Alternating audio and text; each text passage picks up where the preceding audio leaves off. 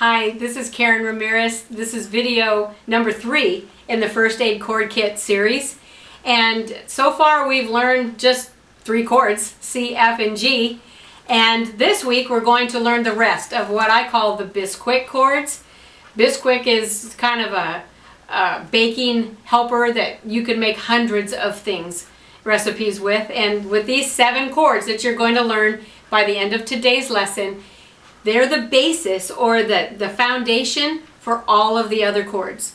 Remember, when you make something with Bisquick, you can't make it without the Bisquick mix. You can add eggs and milk and everything else, but the basic foundation for every recipe on the box and in a book and actually now on the internet is made of Bisquick. So I came up with Bisquick chords. Other teachers in town laugh at me and say, "What the heck are you trying to teach?" But I think if you can kind of relate it to that, you'll find out as we go through the book that that's really the case. These 7 chords, if you learn how to play them and spell them, will set you up to play all the rest of the chords very easily. Okay, welcome. This is lesson 3 of our emergency chord kit, and we're going to work on page 8, 9, 10, and 11 in this lesson in my book. So you can watch that on the video also. I don't know what day it is on the class video, but if you've been watching it, you can pretty much tell where we stopped. But I want to explain to you that the chord symbols, you'll see this is a big note, easy play book, are written above the melody lines. So now after you've practiced for a while and you've kind of gotten your chord legs on, you can just now open an easy play book, or any book actually, and you can see the chord symbols. That means play the C chord with that note, hold it until you get to this note. And you want to change when the chord changes with that note. The problem on a piano is if it's a long time, like this G chord is holding a really long time, you might want to repeat that G chord in each measure or every other measure, just whenever you feel like it would be fine. Okay? So that's kind of some hints. This is a really great book if you're just a beginner. It's put out by Hal Leonard. It's called Getting Started, and I've used this book for years with beginners, and it tells about, chords, and it pretty much teaches chords the same way I do. So it's a great book if you want to get started. If you want the numbers on the book, take a pencil out really quick, and I'll tell you, if you go on Hal Leonard's website, they have you can just order direct from them, or they'll tell you a store right close to you where you can go get the book. It's 73999-01079. So that's the order number, but it's called Getting Started for Beginners Learning Guide for All Electronic Keyboards. So great book to start with. All right, today we're going to start with day 3 on page 8, and we're just going to learn the rest of the chords. Remember I told you the 7 Bisquick, or the 7 basic chords that you're going to learn to play almost any song. All right? So now today we're going to add the D chord to the G position. All right, if you look here, the D is the common note between the G chord and the D chord. So it says hold the top note, lower the middle and the bottom note 1 step. So here's a G chord. Well, I'll move it up just for visual purposes. Here's a G chord. We're going to hold the top note and we're going to drop the bottom 2 down like that. So G chord is G, B, D, and a D chord is F sharp, A, D, or D, F sharp, A, if you've learned how to spell them in the root position. So D is the common note, and probably 60% of the time, a G chord will go to a D chord, or a G chord will go to a C chord. And you'll find that out as we get into the circle. All right, so and the exercise for the day is 3 chords. C to F, 3 sets. C to F, C to G, and G to D. So I'd like you to do the C chord to a G chord. And I'll do it up here. C chord to G chord. C chord to G chord. And then C chord, hold the middle note, F chord. And then G chord to D.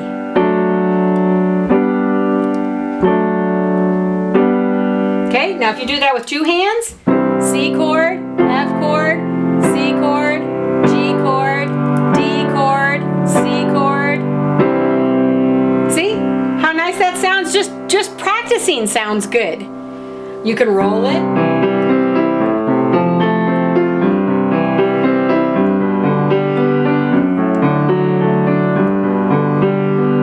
And then put a little ding on the end. And I sound great. And a lot of songwriters, that's all they do is just sit there and practice some sets of chords, and pretty soon a song comes out.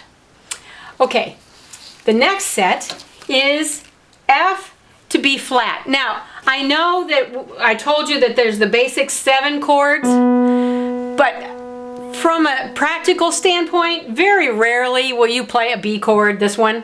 I don't even like to play that chord. It's never been convenient.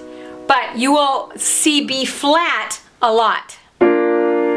So I have elected, instead of playing a B chord in our exercises, to give you a B flat chord. So it's B flat, 1, 2, 3, 4, 1, 2, 3.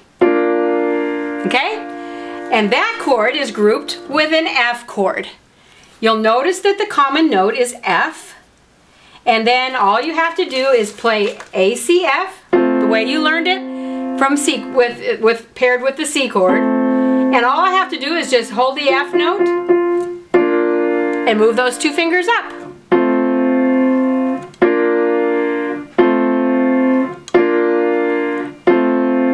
Okay, so it's F to B flat to F.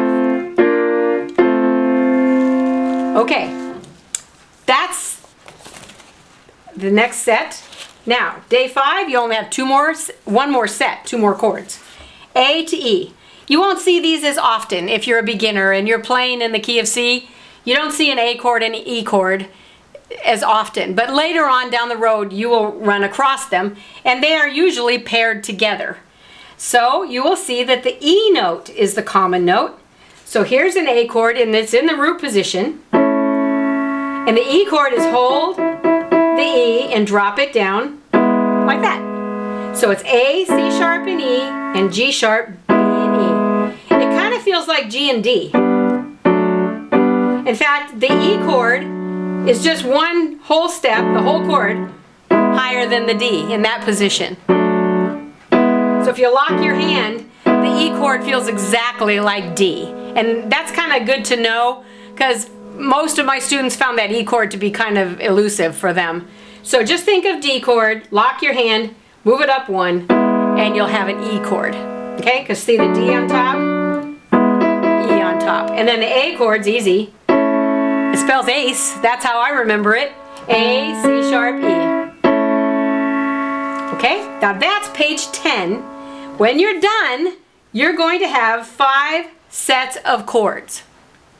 Now, I have found over the years that those 5 sets of chords will take you anywhere you want to go.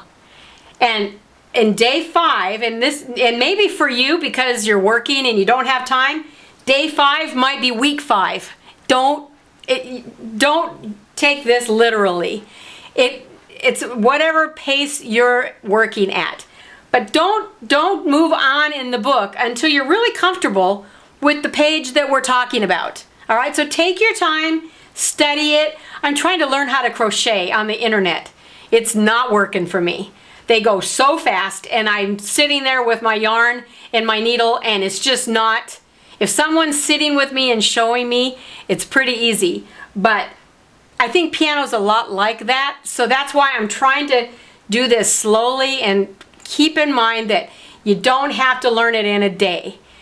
I know if you're like me, you want to learn it all now, but just be comfortable with these 5 sets of chords before we move on. And page 11 is the page that it's really important. This is kind of like the conclusion to this section. Before we move on and go deeper into the chords, you have to know this page really well. Okay?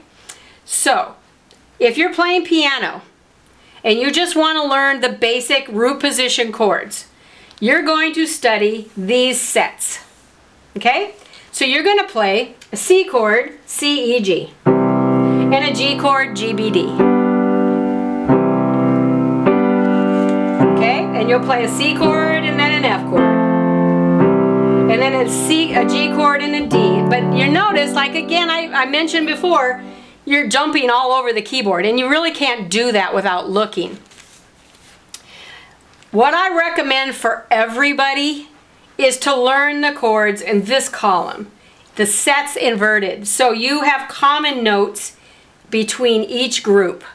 So G's the common note between the C chord and the G. C's the common note, did I say that right? G's the common note between a C chord and a G. C's a common note between a C chord and an F. D's the common note between G and D. F is a common note between A and B flat. Oh, that should be an F. I need to change that. That's an F chord. And then this is an A chord. E is the common note. So if you have my book where it says A chord right here on page 11, change that to an F. And I think no one's ever even told me that. I just noticed it now. Okay, so here's what I want you to do all week long. Start with C chord and use both hands. C chord to G chord. C chord to G chord. Spell them, play them. Now remember, it's best if you spell the chords in the root position. So if you practice column 1, C, E, G, G, B, D, C, E, G. So get the letters in the chord in your head. Don't learn how to spell the chords. Don't memorize the spelling of the inverted chords. Okay, memorize them in the root position, and it would take me a long time to explain why, but as we go through the book, you're going to find out why. So trust me, spell them in the root and play them inverted. All right, so spend the next few days or however many hours or minutes you have.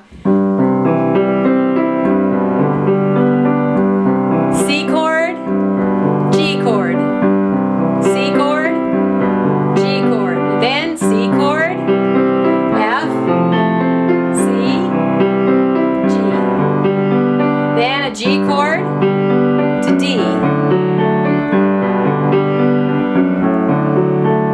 then an F chord to B flat, then an A chord to E. Don't they sound pretty in sets?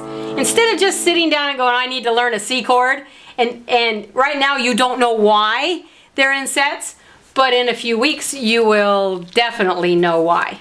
So in our next session, we're going to start to figure out how you go on and what you do. So your assignment is on page 12 and 13. It says, practice these 5 sets of chords until you can do them without looking. Practice spelling the chords when you're away from the keyboard. The 7 basic chords. Learn these and the rest are easy. So the 7 basic chords are here. C chord, G, F, D, B flat, A, and E. All right, then it says on page 13, memorize. The 7 basic chords, play and spell them. Here's how you play them. Here's how you spell them. So page 13 is really, really important. Do not go on until you're comfortable up to page 13. Because when we move on now, we're going to be talking about inversions and the black key chords and minors, and so much fun and so interesting. But until you get up to page 13 and are comfortable, the rest of it isn't going to make as much sense and be as easy for you. So this page right here says it all. So I would like you to spend however much time you need and learn how to do this. Okay? This concludes the 3rd session in our book up to page 13. So page 13, remember in the lesson I told you that this is the most important page for you at this point. When you're comfortable with page 13, then it's time to move on to the next session. So learn how to play the chords inverted and learn how to spell the chords in the root position. Also, a lot of you have said, well, I'm just learning how to play the piano, but there's a lot of things I don't understand about what to do with the right hand. So I also have a book that I wrote because I got really frustrated trying to suggest a series of books for people to learn to play the piano. And there's a lot of good ones out there, but you have to buy like $50 worth of books to get all the information. And it's just like every 10 pages they'll give you something new. So I wrote my own book, and it's called Everything You Need to Know to Play Your Piano. So it talks about sharps and flats and naturals and key signatures, and there's a section in there on chords. It talks about transposing. It talks about all kinds of counting and how the note values, how you use them.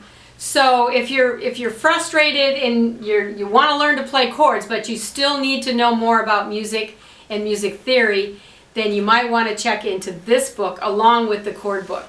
And they're all available on sacramentomusicgroup.com. And this book also has DVDs that go with it that we did in the group. After I'm done with this series, we'll do a series on this book also.